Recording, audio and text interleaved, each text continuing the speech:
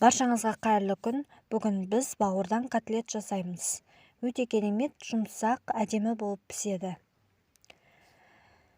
Мен керекті заттарды описание бөліміне жазып қоямын. Ең әуелі біз бауырды майдалап турап аламыз.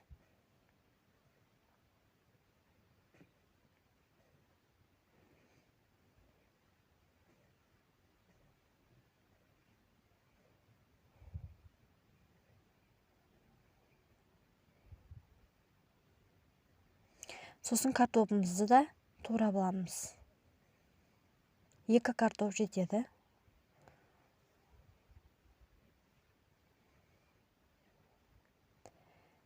Болгарскийімізді, сәбізімізді турап,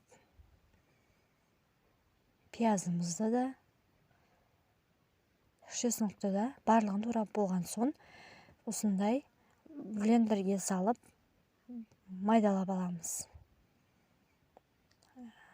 Ет тартқыштан да өткізсеңіздер болады. Міне майда болды. Енді бауырымызды блендерлеп аламыз.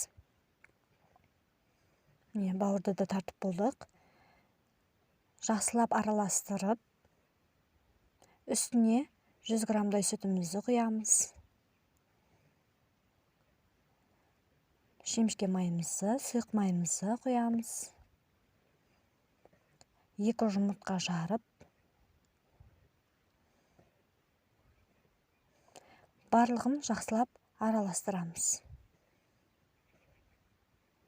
Үстіне ұнымызды саламыз.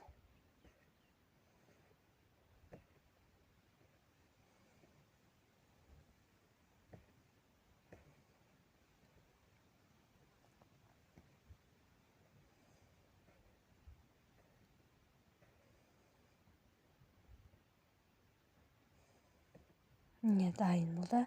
Енді үстіне тұзымызды, дәміне қарай бұрышымызды салып, қызып тұрған майға котлеттерімізді пісіріп аламыз.